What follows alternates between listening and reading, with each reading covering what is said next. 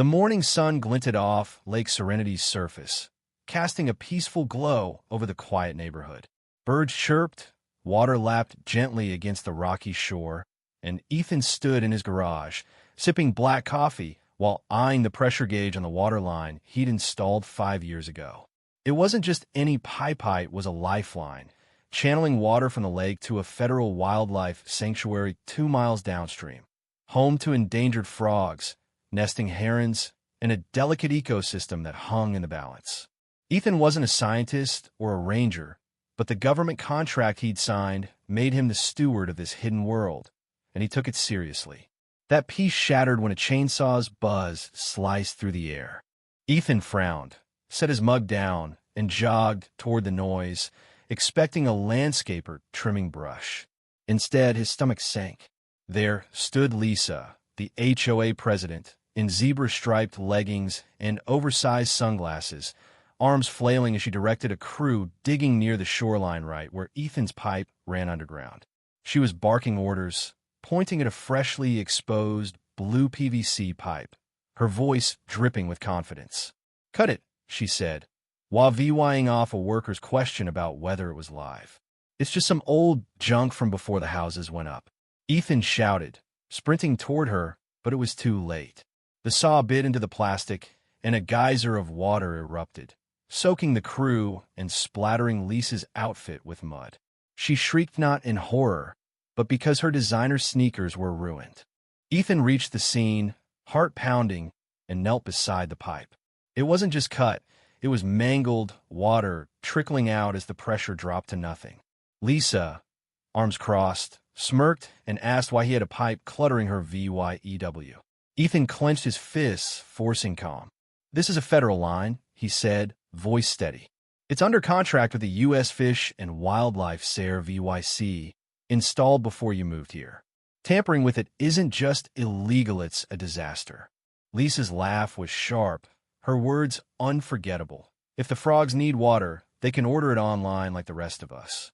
She turned and strutted away, Leah VYing Ethan staring at the broken pipe and a sinking realization. This was about to spiral out of control. 2 hours later, Ethan's phone buzzed relentlessly.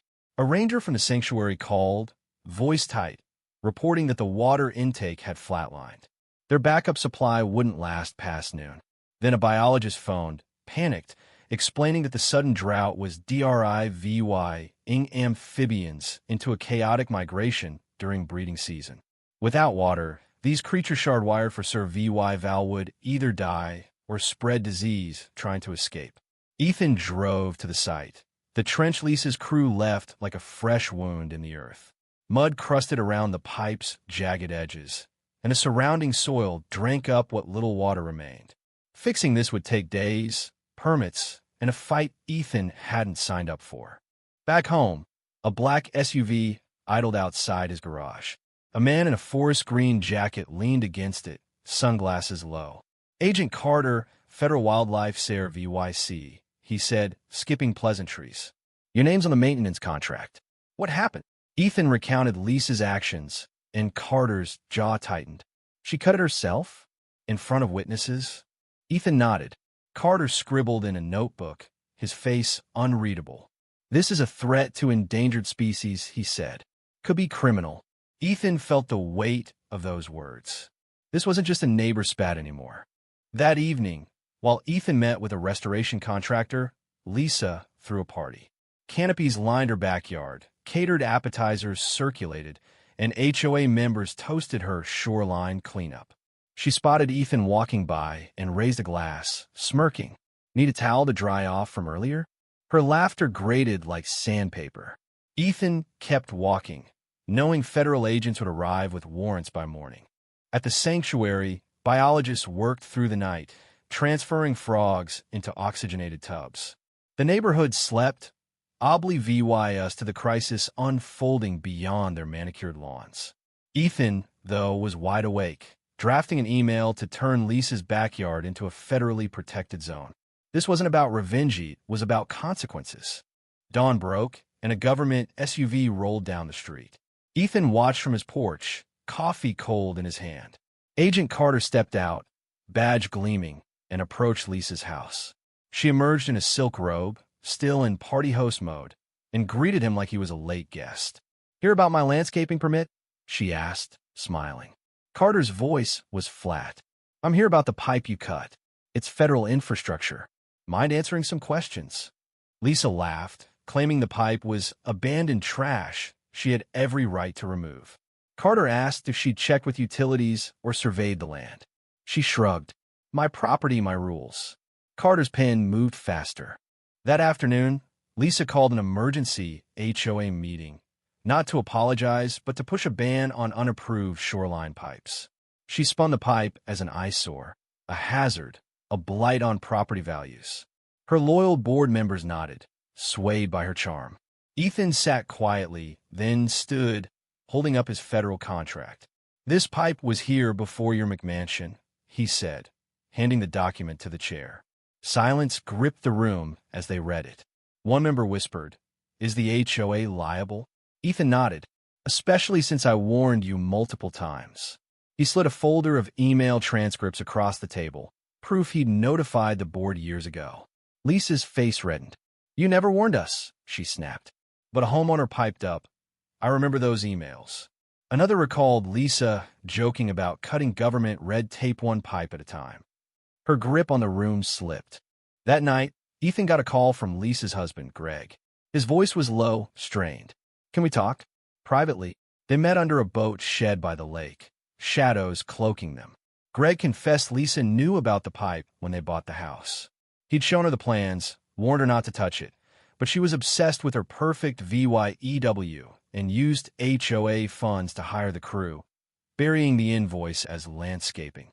Ethan stayed silent, his phone quietly recording. It wasn't personal, it was protection.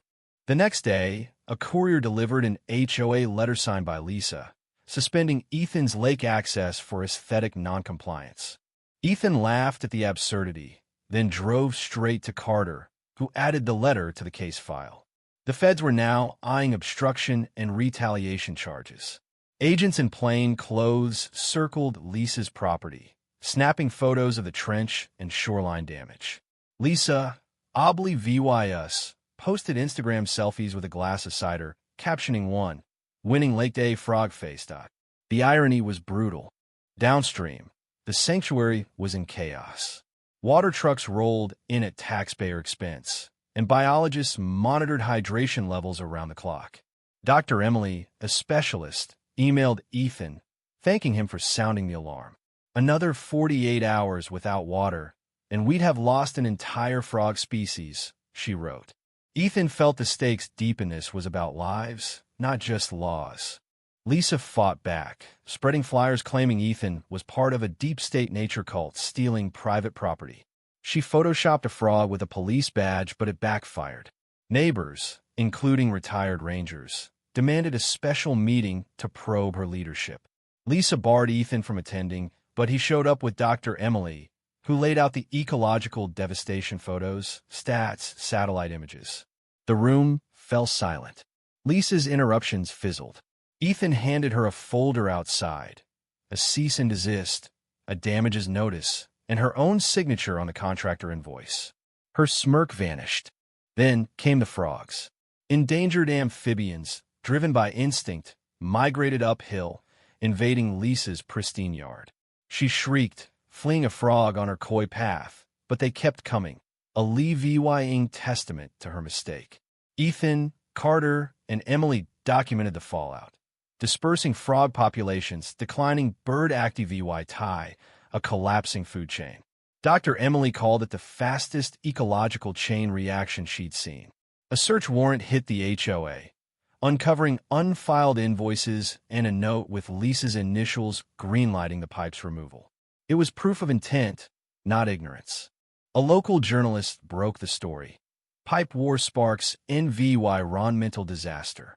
A photo of a frog beside Lisa's shattered lawn gnome went viral, captioned, "From habitat to hostile."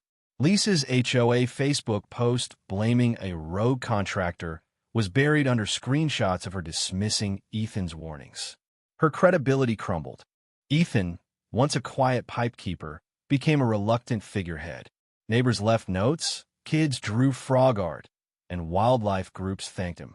At a community event, he spoke briefly, saying, "The real danger isn't ignorancy, it's pride dressed up as power." Everyone knew who he meant. Lisa's PR stunt pretending to save a frog, only to fling it into a bird bathard on the news, cementing her as a punchline. The courthouse buzzed as Ethan arrived, folder stuffed with EVY Denke. Lisa entered in a beige dress, clutching a designer bag, her lawyer sweating beside her. The judge, stern and silver-haired, EU'd Marcus's injunction to protect the shoreline. Lisa's attorney argued the pipe wasn't marked, but Ethan's lawyer, Whitaker, produced drone images, emails, and HOA messages where Lisa admitted, "Frogs don't vote." The courtroom gasped. Whitaker played the frog-flinging VY Deo, and laughter sealed Lisa's fate. Ethan spoke plainly, "This isn't about me or her. It's about stewardship and consequences." Lisa's defense, blaming the contractor and claiming she was targeted, fell flat when someone chuckled at her "beautify the lake" line. The judge ruled. Lisa owed Dula $82,000 in fines, was banned from HOA leadership for 5 years, and the shoreline became a protected zone. She sat frozen, lips tight. Outside, protesters waved signs. Lisa croaked the habitat. A senior ranger thanked Ethan, saying he'd broken the HOA's conservation stranglehold. The judge's ruling wasn't the end. The HOA re-elected a new board, reinstated Ethan's access, and named the pipe area Frog Haven Reserve with a sign, "Please don't cut this." It's not just water. Lisa's house hit the market, unsold. Its lakefront VYEW marred by a federal fence. Ethan got a letter from the Fish and Wildlife SARE VYC, commending him and offering a role in future projects. He didn't feel like a hero, just someone who refused to back down. The lake healed, frogs croaked at dusk, and birds returned. Lisa faded, her patio dark, her influence gone. Ethan, now the pipe guardian, released recovered frogs into the marsh, smiling as they vanished into the reeds. At a conservation gala, he stood under bright lights, applauded not just for him, but for what he stood for. So what do you think? Was Lisa just clueless, or was her ego the real culprit? Should Ethan have fought harder to warn the HOA years ago, or was Lisa's power grab INEVY table? And what about the neighborhood? Could they have stopped her sooner, or were they complicit in her reign? Drop your thoughts below. Hit that like button if this story got you fired up, and subscribe for more tales where everyday people face off against chaos.